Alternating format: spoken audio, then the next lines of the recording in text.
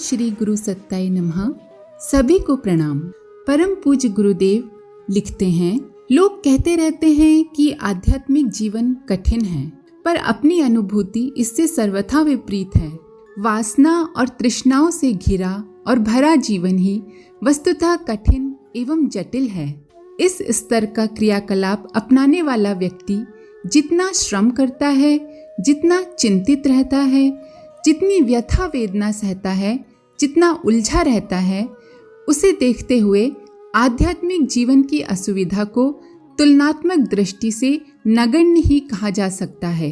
इतना श्रम, इतना चिंतन, इतना उद्वेग, फिर भी क्षण भर चैन नहीं। कामनाओं की पूर्ति के लिए अथक प्रयास, पर पूर्ति से पहले ही अभिलाषाओं का और 100 गुना हो जाना इतना बड़ा जंजाल है कि बड़ी से बड़ी सफलताएं पाने के बाद भी व्यक्ति अतृप्त और असंतुष्ट ही बना रहता है। छोटी सफलता पाने के लिए कितना थकाने वाला श्रम करना पड़ा था, ये जानते हुए भी उससे बड़ी सफलता पाने के लिए 10 गुने उत्तरदायित्व और ओढ़ लेता है। गति जितनी तीव्र होती जाती है, उतनी ही समस्याएं उठती और उलझती हैं। उन्हें सुलझाने में देह, मन और आत्मा का कचूमर निकलता है। सामान्य शारीरिक और मानसिक श्रम सुरसा जैसी अभिलाषाओं को पूर्ण करने में समर्थ नहीं होता, अस्तु अनीति और अनाचार का मार्ग अपनाना पड़ता है। जघन्य पाप कर्म करते रहने पर अभिलाषा कहाँ पूर्ण होती हैं। निरंतर की उद्विग्नता और भविष्य की अंधतमिश्रा दोनों को मिलाकर जितनी क्षति है, उसे देखते हुए उपलब्धियों को अति तुच्छ ही कहा जा सकता है। आमतौर से लोग रोते कलपते, रोग शोक से सिसकते बिलकते किसी प्रकार जिंदगी की लाज ढोते हैं। इतना कष्ट, त्याग, उद्वेग यदि आत्मिक प्रगति के पथ पर चलते हुए सहा जाता तो मनुष्य योगी, सिद्ध पुरुष, महामानव, देवता ही नहीं भगवान भी बन सकता था। बेचारों ने पाया कुछ नहीं, खोजा बहुत। अथक परिश्रम से लेकर पाप की गठरी ढूंढने तक का दुस्साहस कर डाला, और जो कमाया था उसे साले, बहनोई, बेटे, भतीजों के लिए छोड़कर स्वयं खाली हाथ चल दिए। अपने इर्द गिर्द घिरे असंख्यों मानव देहधारियों के अंतरंग और बहिरंग जीवन को जब हम देखते हैं तो लगता है इन सबसे अधिक सुखी और सुविधाजनक जीवन हम ही ने जी लिया। हानि अधिक से अधिक इतनी हुई कि हमें कम सुविधा और कम संपन्नता का जीवन जीना पड़ा। सामान कम रहा और गरीब जैसे दिखे। संपदा न होने के कारण दुनिया वालों ने हमें छोटा समझा और अवहेलना की। बस इससे अधिक घाटा किसी आत्मवादी को हो भी नहीं सकता। पर इस अभाव से अपना कुछ भी हर्ज नहीं हुआ, न ही कुछ काम रुका। दूसरे शटरस व्यंजन खाते रहे, हमने जौ चना खाकर काम चलाया। दूसरे जीव के अत्याचार से पीड़ित होकर रुग्णता का कष्ट सहते रहे। हमारा सस्ता आहार ठीक तरह पचता रहा और निरोगता बनाए रहा। घाटे में हम क्या रहे? जीभ का क्षणिक जायका खोकर हमने कड़ी भूख में किवाड़ पापड़ होने की युक्ति सार्थक होती देखी। जहाँ तक जायके का प्रश्न है, उस दृष्टि से तुलना करने पर विलासियों की तुलना में हमारी जौ की रोटी अधिक मजेदार थी। धन के प्रयास में लगे लोग बढ़िया कपड़े, बढ़िया घर, बढ़िया साज सज्जा अपनाकर अपना अहंकार पूरा करने और लोगों पर रौब गांठने की विडंबना में लगे रहे। हम स्वल्प साधनों में उनका सा ठाट तो जमा नहीं सके, पर सादगी ने जो आत्मसंतोष और आनंद प्रदान किया, उससे कम प्रसन्नता नहीं हुई। अपनी कसौटी पर अपने आप को कसने के बाद यही कहा जा सकता है कि कम परिश्रम, कम जोखिम और कम जिम्मेदारी लेकर हम शरीर मन की दृष्टि से अधिक सुखी रहे और सम्मान भी कम नहीं पाया। अपने आप से हमें कोई शिकायत नहीं। आत्मा से लेकर परमात्मा तक और सज्जनों से लेकर दूरदर्शियों तक अपनी क्रिया पद्धति प्रशंसनीय मानी गई।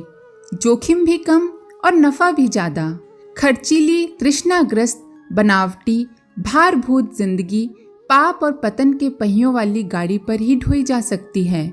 अपना तो सब कुछ हल्का रहा, बिस्तर बगल में दबाया और चल दिए। न थकान न चिंता। हमारा व्यक्तिगत अनुभव यही है कि आदर्शवादी जीवन सरल है। उसमें प्रकाश, संतोष उल्लास सब कुछ है। दुष्ट लोग आक्रमण करके कुछ हानि पहुंचा दें तो ये जोखिम पापी और घृणित जीवन में भी कम कहाँ है। संत और सेवा भावियों को जितना त्रास सहना पड़ता है, प्रतिस्पर्धा, ईर्ष्या, द्वेष और प्रतिशोध के कारण भौतिक जीवन में और भी अधिक खतरा रहता है। कत्ल, खून, डकैती, आक्रमण, ठगी की जो रोमांचकारी घटनाएं आए दिन सुनने को मिलती हैं, उनमें भौतिक जीवन जीने वाले ही अधिक मरते खपते देखे जाते हैं। इतने व्यक्ति यदि स्वेच्छा पूर्वक अपने प्राण और धन गंवाने को तत्पर हो जाते तो उन्हें देवता माना जाता और इतिहास धन्य हो जाता। ईसा, सुकरात, गांधी जैसे संत या उस वर्ग के लोग थोड़ी सी संख्या में ही मरे हैं। उनसे 1000 गुने अधिक तो पतोन्मुख क्षेत्र में ही हत्याएं होती रहती हैं। दान से गरीब हुए भामाशाह तो उंगलियों पर गिने जाने वाले ही मिलेंगे, पर ठगी, विश्वासघात, व्यसन, व्यभिचार, आक्रमण, मुकदमा, बीमारी, बेवकूफ़ी के शिकार होने वाले आए दिन अमीर से फकीर बनते लाखों व्यक्ति रोज ही देखे सुने जाते हैं। आत्मिक क्षेत्र में घाटा, आक्रमण, दुख कम है, भौतिक में अधिक। इस तथ्य को यदि ठीक तरह से समझा गया होता तो लोग आदर्शवादी जीवन से घबराने और भौतिक लिप्सा में औंधे मुंह गिरने की बेवकूफ़ी न करते। हमारा व्यक्तिगत अनुभव यही है कि तृष्णा वासना के प्रलोभन में व्यक्ति पाता कम, खोता अधिक है। हमें जो खोना पड़ा वो नगण्य है, जो पाया वो इतना अधिक है कि जी बार बार यही सोचता है कि हर व्यक्ति को आध्यात्मिक जीवन जीने की उत्कृष्ट और आदर्शवादी परंपरा अपनाने के लिए कहा जाए। पर बात मुश्किल है। हमें अपने अनुभवों की साक्षी देकर उज्जवल जीवन जीने की गुहार मचाते मुद्दत हो गई, पर कितनों ने उसे सुना और सुनने वालों में से कितनों ने उसे अपनाया।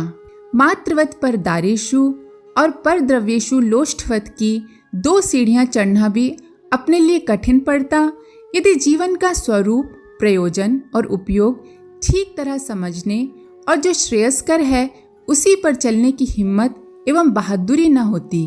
जो शरीर को ही अपना स्वरूप मान बैठा और तृष्णा वासना के लिए आतुर रहा, उसे आत्मिक प्रगति से वंचित रहना पड़ा है। पूजा उपासना के छुटपुट कर्मकांडों के बल पर किसी की नाव किनारे नहीं लगी है। हमें 24 वर्ष तक निरंतर गायत्री पुरस्चरणों में निरत रहकर उपासना का एक महत्वपूर्ण अध्याय पूरा करना पड़ा, पर उस कर्मकांड की सफलता का लाभ तभी संभव हो सका जब आत्मिक प्रगति की भावनात्मक प्रक्रिया को, जीवन साधना को उसके साथ जोड़े रखा। यदि दूसरे की तरह हम देवता को वश में करने या ठगने के लिए, उससे मनोकामनाएं पूरी कराने के लिए जंत्र मंत्र का कर्मकांड रचते रहते, जीवन क्रम के निर्वाह की आवश्यकता न समझते, तो निसंदेह अपने हाथ भी कुछ नहीं पड़ता। हम अगणित भजनांदी और तंत्र मंत्र के कर्मकांडियों को जानते हैं जो अपनी धुन में मुद्दतों से लगे हैं। पूजा पाठ उनका हमसे ज्यादा लंबा और चौड़ा है, पर बहुत बारीकी से जब उन्हें परखा तो छूछ मात्र पाया। झूठी आत्म प्रवंचना उनमें जरूर पाई, जिसके आधार पर वे ये सोचते थे कि इस जन्म में न सही, मरने के बाद उन्हें स्वर्ग सुख जरूर मिलेगा। पर हमारी परख और भविष्यवाणी ये है कि इनमें से एक को भी स्वर्ग आदि नहीं मिलने वाला है, न उन्हें कोई सिद्धि चमत्कार हाथ लगने वाला है। कर्म कांड और पूजा पाठ की श्रेणी में साधक तभी आता है जब उसका जीवन क्रम उत्कृष्टता की दिशा में क्रमबद्ध रीति से अग्रसर हो रहा हो तथा उसका दृष्टिकोण भी सुधर रहा हो और क्रियाकलाप में उस रीति नीति का समावेश हो जो आत्मवादी के साथ आवश्यक रूप से जुड़े रहते हैं। धूर्त, स्वार्थी, कंजूस और शरीर तथा संतान के लिए जीने वाले लोग यदि अपनी विचारणा और गतिविधियां परिष्कृत न करें तो उन्हें तीर्थ, व्रत, उपवास, कथा, कीर्तन, स्नान ध्यान आदि का कुछ लाभ मिल सकेगा, इसमें हमारी सहमति नहीं है। ये उपयोगी तो है, पर इनकी उपयोगिता इतनी ही है जितनी कि लेख लिखने के लिए कलम की। कलम के बिना लेख कैसे लिखा जा सकता है? पूजा उपासना के बिना आत्मिक प्रगति कैसे हो सकती है? ये जानने के साथ साथ हमें ये भी जानना चाहिए कि बिना स्वाध्याय, अध्ययन, चिंतन मनन की बौद्धिक विकास प्रक्रिया संपन्न किए बिना केवल कलम कागज के आधार पर लेख नहीं लिखे जा सकते, न कविताएं बनाई जा सकती हैं। आंतरिक उत्कृष्टता बौद्धिक विकास की तरह है और पूजा अच्छी कलम की तरह। दोनों का समन्वय होने से ही बात बनती है। एक को हटा दिया जाए तो बात अधूरी रह जाती है। हमने ये ध्यान रखा कि साधना की गाड़ी एक पहिए पर नहीं चल सकेगी, इसलिए दोनों पहियों की व्यवस्था ठीक तरह जुटाई जाए। हमने उपासना कैसे की, इसमें कोई रहस्य नहीं है। गायत्री महाविज्ञान में जैसा लिखा है उसी क्रम से हमारा इसी गायत्री मंत्र का सामान्य उपासना क्रम चलता रहा है। हाँ, जितनी देर तक भजन करने बैठे हैं उतनी देर तक ये भावना अवश्य करते रहते हैं कि ब्रह्म की परम तेजोमयी सत्ता, माता गायत्री का दिव्य प्रकाश हमारे रोम रोम में ओतप्रोत हो रहा है और प्रचंड अग्नि में बढ़कर लाल हुए लोहे की तरह हमारा भौंडा अस्तित्व उसी स्तर का उत्कृष्ट बन गया है जिस स्तर का कि हमारा इष्ट देव है। शरीर के कण परमाणुओं में गायत्री माता का ब्रह्म वर्चस्व समा जाने से काया का हर अवयव ज्योतिर्मय हो उठा और उस अग्नि से इंद्रियों की लिप्सा जलकर भस्म हो गई। आलस्य आदि दुर्गुण नष्ट हो गए। रोग विकारों को उस अग्नि ने अपने में जला दिया। शरीर तो अपना है, पर उसके भीतर प्रचंड ब्रह्म वर्चस्व लहलहा रहा है। वाणी में केवल सरस्वती ही शेष है। असत्य, छल और स्वाद के असुर उस दिव्य मंदिर को छोड़कर पलायन कर गए। नेत्रों में गुण ग्राहकता और भगवान का सौंदर्य हर जड़ चेतन में देखने की क्षमता भर शेष है। छिंद्रावेशन, कामुकता जैसे दोष आंखों में नहीं रहे। कान केवल जो मंगलमय है उसे ही सुनते हैं, बाकी कोलाहल मात्र है जो श्रवणेंद्रिय के पर्दे से टकराकर वापस लौट जाता है। गायत्री माता का परम तेजस्वी प्रकाश सूक्ष्म शरीर में, अंतःकरण चतुष्टय में, मन, बुद्धि, चित्त, अहंकार में प्रवेश करते और प्रकाशवान होते देखा और अनुभव किया कि वह ब्रह्म वर्चस्व अपने मन को उस भूमिका में घसीटे लिए जा रहा है जिसमें पाश्विक इच्छा आकांक्षाएं विरत हो जाती हैं और दिव्यता परिप्लावित कर सकने वाली आकांक्षाएं सजग हो पड़ती हैं। बुद्धि निर्णय करती है कि क्षणिक आवेशों के लिए, तुच्छ प्रलोभनों के लिए मानव जीवन जैसी उपलब्धि विनष्ट नहीं की जा सकती। इसका एक एक पल आदर्शों की प्रतिष्ठापना के लिए खर्च किया जाना चाहिए। चित्त में उच्च निष्ठाएं जमती और सत्यम शिवम सुंदरम की ओर बढ़ चलने की उमंगे उत्पन्न करती हैं। सविता देवता का तेजस अपनी अंतः भूमिका में प्रवेश करके अहम को परिष्कृत करता है और मरण धर्मा जीवधारियों की स्थिति से योजनों ऊपर उड़ा ले जाकर ईश्वर के सर्वसमर्थ, परम पवित्र और सच्चिदानंद स्वरूप में अवस्थित कर देता है। गायत्री पुरस्चरणों के समय केवल जप ही नहीं किया जाता रहा, साथ ही भाव तरंगों से मन भी हिलोरे लेता रहा।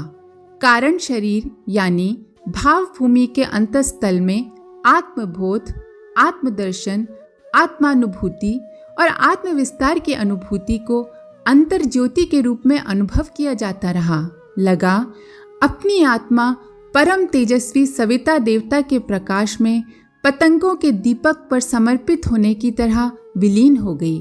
अपना अस्तित्व समाप्त, उसके स्थान पूर्ति परम तेजस द्वारा। मैं समाप्त, तू का आधिपत्य। आत्मा और परमात्मा के अद्वैत मिलन की अनुभूति में ऐसे ब्रह्मानंद की सरसता क्षण क्षण अनुभूत होती रही जिस पर संसार भर का संवेद विषयानंद निछावर किया जा सकता है।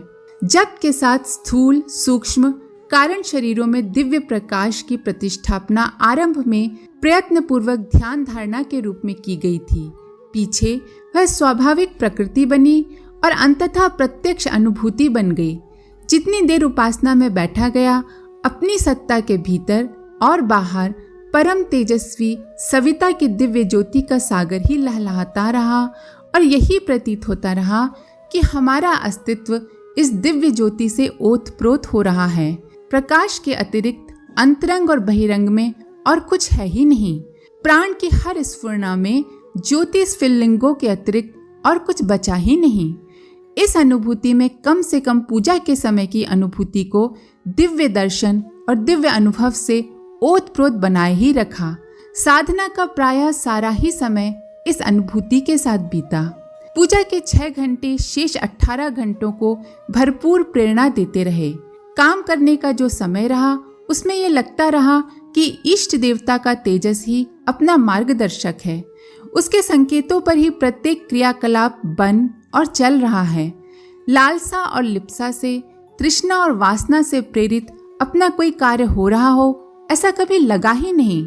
छोटे बालक की माँ जिस प्रकार उंगली पकड़कर चलती है, उसी प्रकार उस दिव्य सत्ता ने मस्तिष्क को पकड़कर ऊंचा सोचने और शरीर को पकड़कर ऊंचा करने के लिए विवश कर दिया। उपासना के अतिरिक्त जागृत अवस्था के जितने घंटे रहे, उनमें शारीरिक नित्य कर्मों से लेकर आजीविका उपार्जन, स्वाध्याय, चिंतन, परिवार व्यवस्था आदि की समस्त क्रियाएं इस अनुभूति के साथ चलती रहें, मानो परमेश्वर ही इन सब का नियोजन और संचालन कर रहा हो। रात को सोने के 6 घंटे ऐसी गहरी नींद में बीतते रहे मानो समाधि लग गई हो और माता के आंचल में अपने को सौंपकर परम शांति और संतुष्टि की भूमिका में आत्मसत्ता से तादात्म्यता प्राप्त कर ली हो। सोकर जब उठे तो लगा नया जीवन, नया उल्लास, नया प्रकाश अग्रिम मार्गदर्शन के लिए, पहले से ही पथ प्रदर्शन के लिए सामने खड़ा है। 24 वर्ष के 24 महापुरुष चरण काल में कोई सामाजिक पारिवारिक जिम्मेदारियां कंधे पर नहीं थी, सो अधिक तत्परता और तन्मयता के साथ ये जप ध्यान का साधना क्रम ठीक तरह चलता रहा। मातृवत परदारेषु और परद्रव्येषु लोष्ठवत की अटूट निष्ठा ने काया को पाप कर्मों से बचाए रखा। अन्न की सात्विकता ने मन को मानसिक अधपतन के गर्त में गिरने से भली प्रकार रोक रखने में सफलता पाई। जौ की रोटी और गाय की छाछ का आहार रुचा भी और पचा भी। जैसा अन्न वैसा मन की सच्चाई हमने अपने जीवन काल में पग पग पर अनुभव की। यदि शरीर और मन का संयम कठोरता पूर्वक न किया गया होता तो न जाने जो थोड़ी सी प्रगति हो सकी वो हो सकी होती या नहीं। पूज्यवर के द्वारा लिखे गए लेख को यहीं विराम देते हैं। आज के लिए इतना ही। आप सभी का धन्यवाद। ओम शांति।